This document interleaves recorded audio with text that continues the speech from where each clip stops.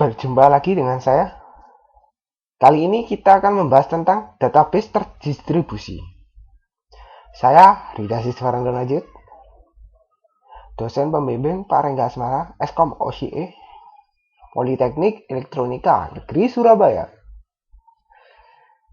Materi yang akan kita bahas kali ini adalah tipe database terdistribusi, pendahuluan, arsitektur database terdistribusi, penyimpanan data pada sistem terdistribusi, manajemen katalog terdistribusi, query terdistribusi, joins pada DBMS terdistribusi, optimasi query pada DBMS, mengubah data terdistribusi, locking pada sistem terdistribusi, distributed recovery.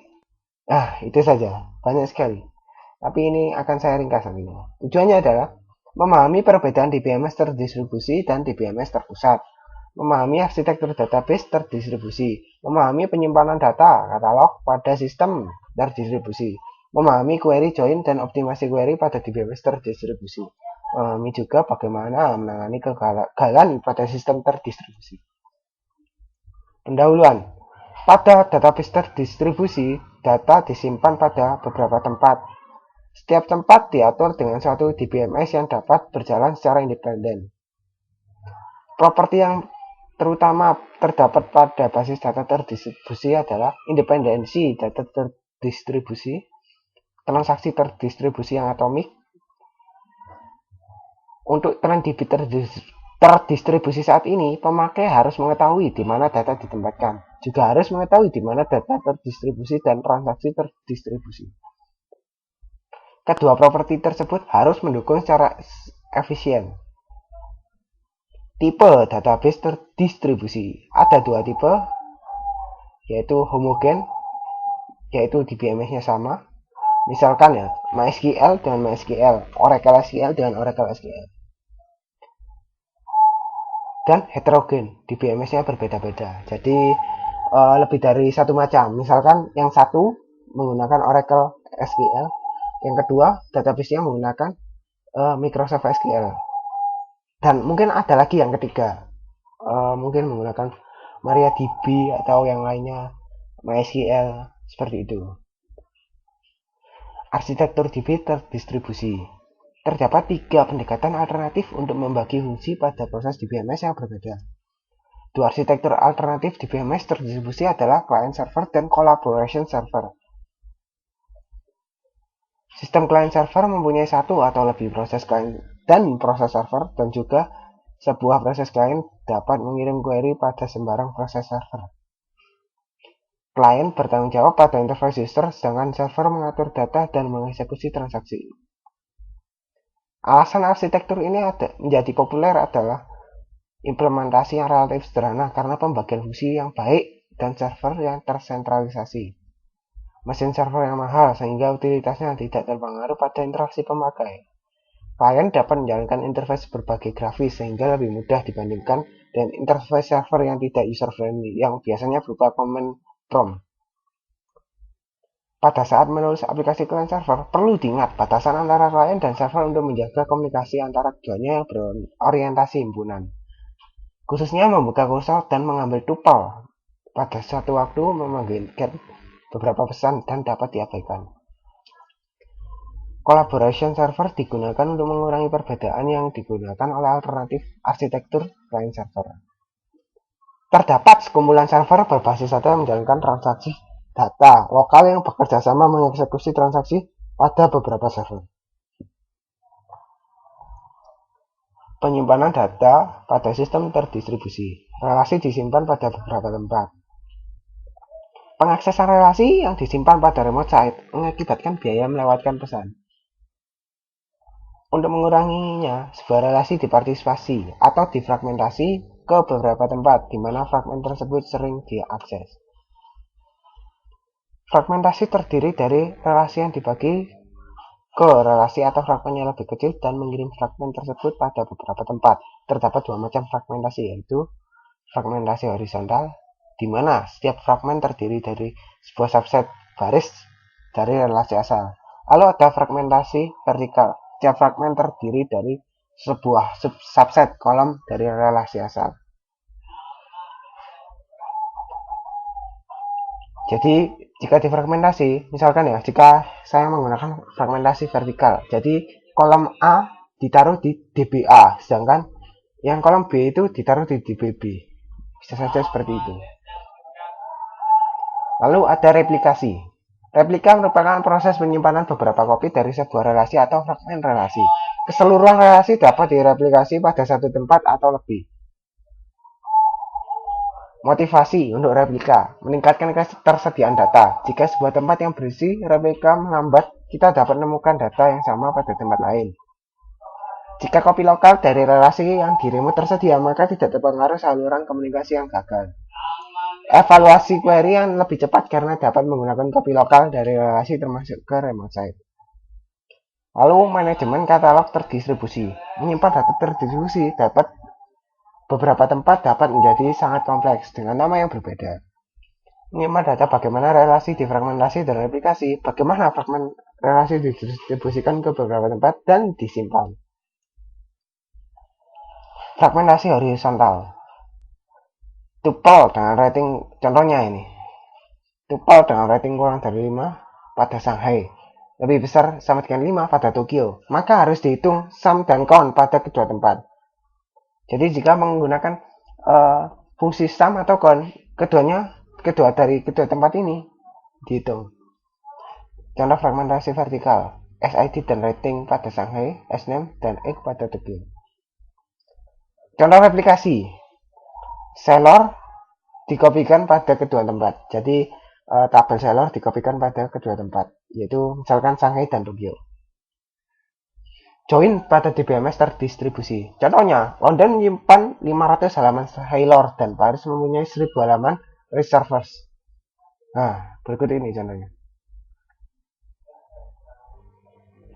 Semi join. Teknik ini ditujukan untuk mengurangi jumlah tupel Reservoirs yang dikirim dengan mengurangi biaya komutasi dan proyeksi pengiriman dan untuk biaya pengiriman relasi Reservoirs penuh. Idenya terdiri dari langkah sebagai berikut. Di London, proyeksikan sellers ke kolom join dan kirimkan ke Paris. Di Paris, lakukan join pada proyeksi sellers dengan reserves. Hasil join tersebut reduksi dari reserve dengan seller. Kirimkan reduksi reserve ke London. Pada London, join sellers dengan reserve yang sudah direduksi. Optimasi query pada DBMS. Untuk optimasi query pada sistem terdistribusi menggunakan pendekatan biaya. Perbedaan optimasi query pada sistem terdistribusi dan sistem tersentralisasi. Ada biaya komunikasi harus dipertimbangkan. Otonomi tempat lokal harus diperhatikan. Menggunakan metode join terdistribusi yang baru. Mengubah data terdistribusi. Replika transaksi dapat dilakukan dengan cara synchronous replication, asynchronous replication, primary set replication, peer-to-peer replication. Nah, kita masuk ke latihan soal. 1. Apakah keuntungan DBMS terdistribusi? Pada DB terdistribusi, data tersimpan pada beberapa lokasi dengan tujuan untuk membuat distribusi yang transparan. Tidak ada perbedaan antara transaksi terdistribusi dan transaksi lokal. User tidak perlu tahu datanya di mana. Gambarkan arsitektur client server dan collaboration server. Berikut ini gambarnya.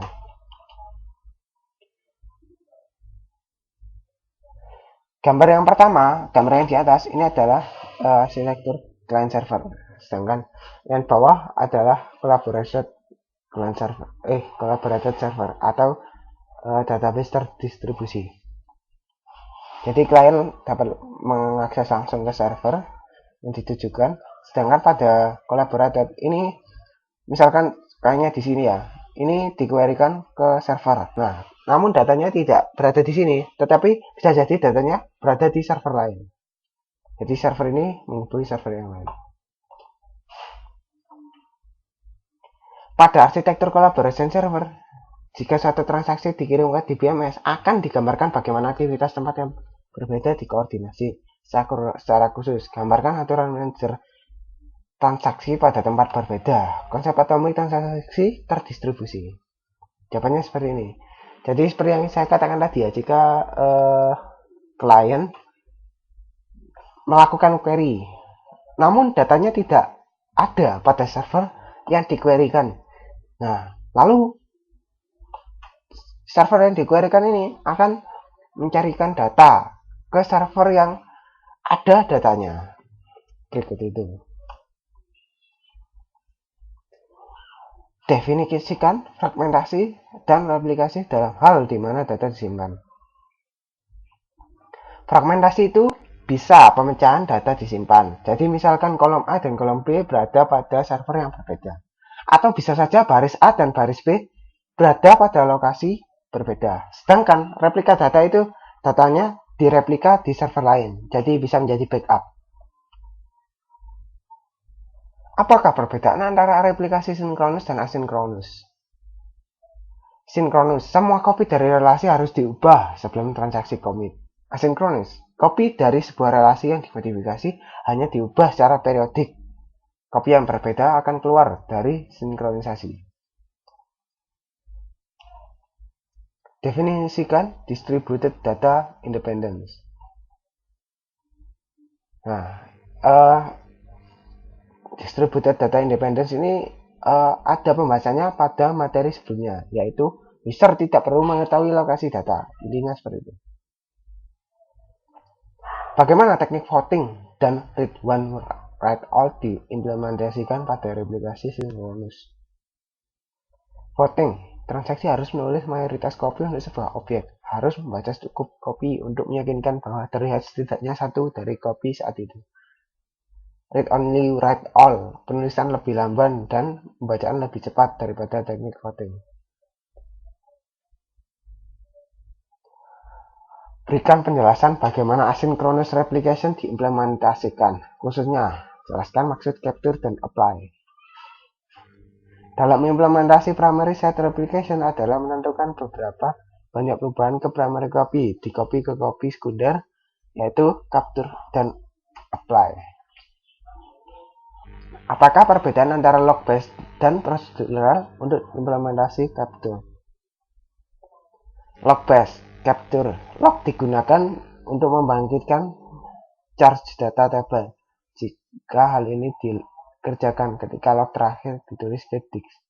Procedural capture, suatu prosedur yang secara otomatis mengerjakan capture. Mengapa pemberian nama unik pada objek database lebih kompleks di BMS terdistribusi? Karena jika suatu relasi difragment dan direplika, setiap partisi memerlukan nama global yang unik dan disebut relational. Manajemen katalog terdistribusi diperlukan untuk menyimpan rekaman di mana data disimpan. Sekian pertemuan kita kali ini. Sampai jumpa di pertemuan kita selanjutnya.